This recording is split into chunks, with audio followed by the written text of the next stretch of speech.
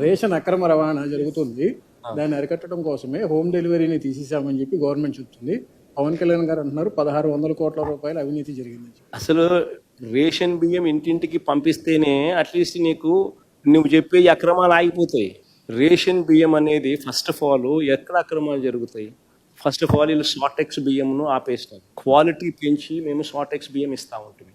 దానివల్ల నూకలు తక్కువ ఉండేటివి, మధ్యస్థ సన్నకార స్వర్ణ బియ్యాన్ని మాత్రం ప్రొక్యూర్ చేస్తూ ఉంటుంది. దానివల్ల తినేవాడు తినేదానికి ఉత్సాహం చూపేవాడు. ప్లస్ వీళ్ళెవరూ కూడా ఇబ్బంది పడకోకుండా ఇంటింటికి పోయి, ఇంటి వీధి చివరి దగ్గరికి పోయి, బండి అక్కడికి పోయి అక్కడనే డెలివరీ చేసేది. స్టాండ్ బై కింద వాళ్ళు మళ్ళీ సాయంత్రం పూట సచివాలయం దగ్గర బండి పెట్టుకొని అవైలబుల్గా కూడా ఉండేవాళ్ళు ఎవరైనా మిస్ అవుట్ అయితే. సో ఈ వెసులుబాటు వల్ల ఎవరైనా కూడా ఇంటికే వచ్చి ఇస్తూ ఉంటే తీసుకునేవాడు తీసుకుంటాడు. వేరే ఎవడో రేషన్ షాప్ డీలర్ దగ్గరికి మాత్రమే ఇప్పుడు పోవాలి. ఆ రేషన్ షాప్ డీలర్ అనేవాడు తెలుగుదేశం పార్టీ వాడు అయి ఉంటాడు.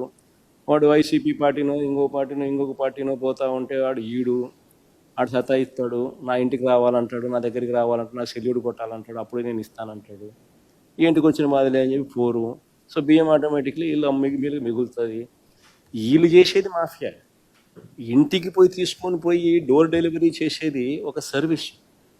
ఆ సర్వీస్ను వీళ్ళు డోర్ డెలివరీ సర్వీస్ను తీసేయడం చేసిన తప్పు. ఆ తప్పును జస్టిఫై చేసుకుంటూ ఆ తప్పు కింద యాక్సెప్ట్ చేయకుండా, దానికి సారీ అనే పదం చెప్పకుండా దాని మీద కూడా బురద జల్లే ప్రయత్నం దుర్బుద్ధితో చేస్తూ ఉన్నారనేది వీళ్ళ సంకుచిత రాజకీయ మనస్తత్వానికి నిదర్శనం.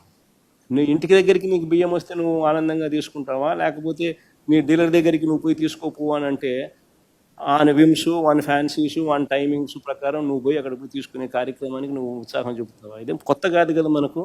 డీలర్ల దగ్గర ఎందుకు డీలర్ వ్యవస్థ ఎందుకు వ్యతిరేకత వచ్చింది?